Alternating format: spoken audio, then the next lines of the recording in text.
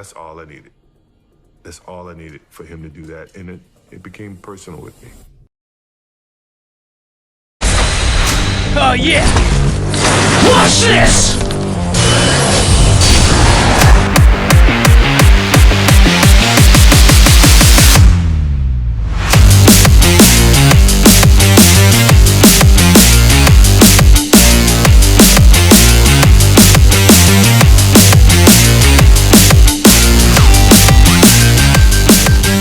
Really getting the hang of this new toy.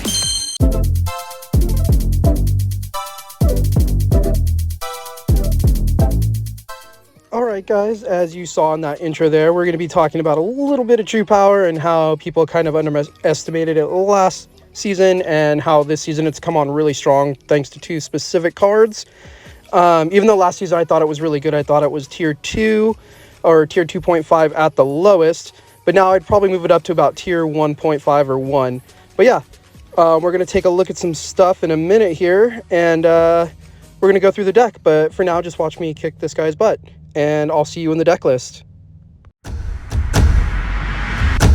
Alright guys, welcome in. If you hear some noises in the background, I'm actually sitting in a sauna right now after post-workout, and I decided to film this for you guys. I've been working on this for a while, and as you saw by the intro, True Power is back. It's very good and very underappreciated.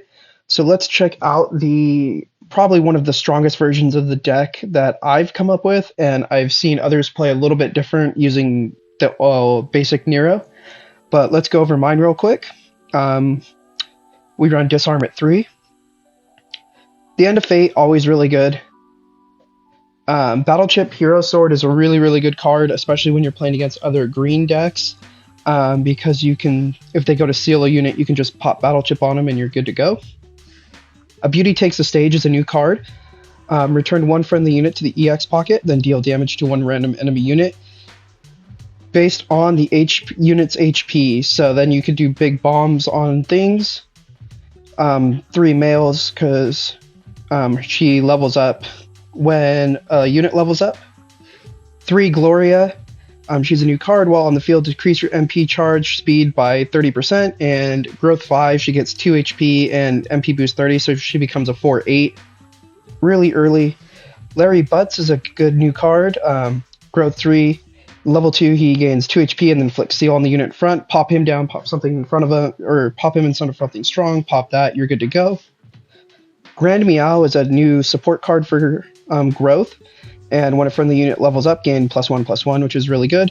And it has Coordination 1, so if there's another unit on the field, it gains attack. You can give one random friendly unit, green unit, with growth +3 HP. So that's really good to keep things like Nico, Meowscular, and stuff alive.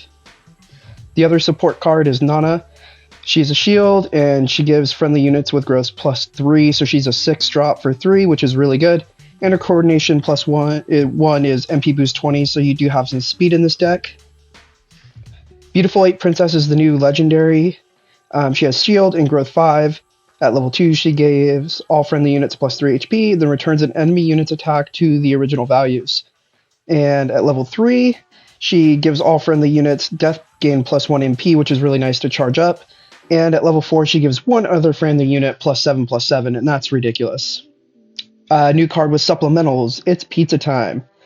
Return all units with an MP cost of 5 or less from your graveyard to your deck, and if you've leveled this up 7 or more times, give your hero, when a friendly unit with growth is placed on the field, give that unit +1/+1 and MP boost 20, and that's for 60 seconds, and that's ridiculous. Nico is the bomb in this deck, and she just like blows things up, and it's great. Growth 5, give one unit and one random friendly unit +1/+3, so it gets really strong.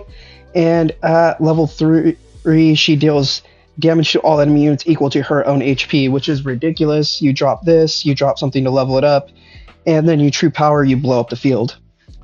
Meowscular Chef is what makes this deck go over the top. Last season it wasn't as good. This season it's ridiculous because of this man right here. MP boost 20, growth 3, gain MP boost 20, and it does stack, so it becomes basically an MP boost 40. And at level 3, give all friendly units +1/+3. So combined with Nico, you're hitting ridiculously high numbers and doing massive damage. Justice Navi Megaman.exe. We know him from the Wild Pass. He's your bomb. He's your late game drop because if you have 7 growth or 5 growth or more, you do damage equal to the number of growth. And if you have 7 or more, he becomes a 6/10 hit in the field with spillover, which is ridiculous. And finally, Beautiful 8 Grimalakni. I can't pronounce it, I'm sorry. She's my secret weapon in this deck. When played, place 1 unit with an MP cost of 4 or less from your deck onto the field, which is nice. Coordination 2, give all friendly units attacking gain +1/+1. So again, that helps your smaller units get big faster. It helps Grand Meow, but it also helps your growth units stay around a little bit longer. But yeah, that's the deck, guys.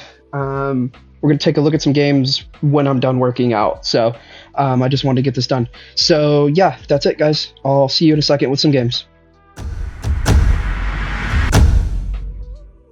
All right, so now if you hear noises in the background, I'm recording this as I'm trying to pick up my son from school and I'm waiting in the parking lot. But here we go. First game against Yawn. Good hand here. We can open with Nico and then put Larry where we need to go and level him up and kind of cancel some things out. And we have a way to return in case they try to seal Nico, which is really nice. And we see that they're going Frenzy Yawn, which is not a bad idea. But we're going to level up some Nico here with another Nico. And she's going to give us just enough that I can get over that field, which is nice. So it wasn't like wasting that Nico per se, but it was good.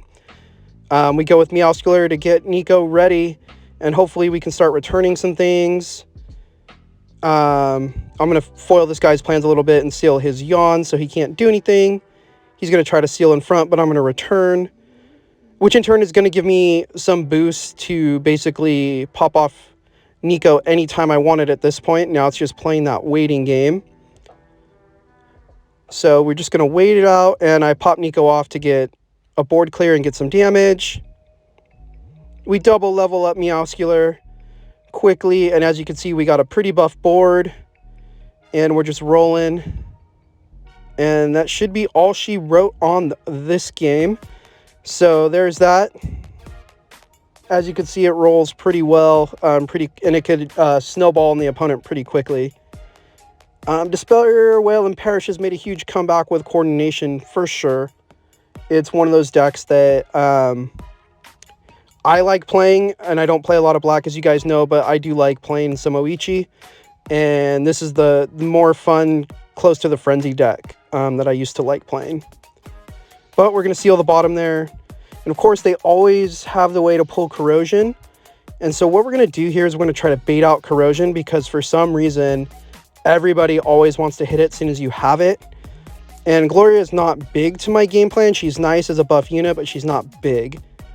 And as you can see with this board, we try to build things up. And she's going to go for a Destroy because black players only do Destroys, and that's all they know how to do. And she's going to add stuff back to the field. We're going to get some more MP to Meowscular. Another Corrosion comes in. And we're going to level up the princess here. So we get a reset. And they don't use the Corrosion right away. And it helps us get Princess 2 max and get us an 8/14 Meowscular on the in the middle. And for some reason, they're not using Corrosion on it. But they're going to use that Destroy, and we're going to pull Meowscular back and use it again so I get that Nico ready to pop off. And as soon as the units hit the board, I'm going to Nico. And there we go. We cleared the field. They wasted all that time clearing the field. They still have a Corrosion, and I don't know why they're not using it yet at this point. So I'm trying to bait it out, and there it goes. I don't know why you wouldn't have taken out Meowscular earlier.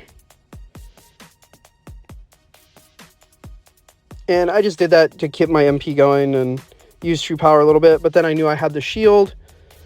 And I was hoping she doesn't get the Destroy there. And that's going to be the game. Perfect. As you can see, this deck kind of rolls. And lastly, against Ebony and Ivory, purple's just a menace. Especially now that there's 2 top tier 0.5 decks running around with purple in the Frenzy and the Lock. So basically, the purple strategy for me is wait to see what they have first. So I'm not going to really pop anything unless I have to, and I see they're going Frenzy, which is fine with me. And I'm just waiting to be able to use Glam Meow. And I didn't want to wait there, even though I should have. I should have waited a second, but I didn't. And as you can see, Frenzy gets on the board very quickly. And so what we're trying to do is just basically null out the middle here, because it's such a big unit.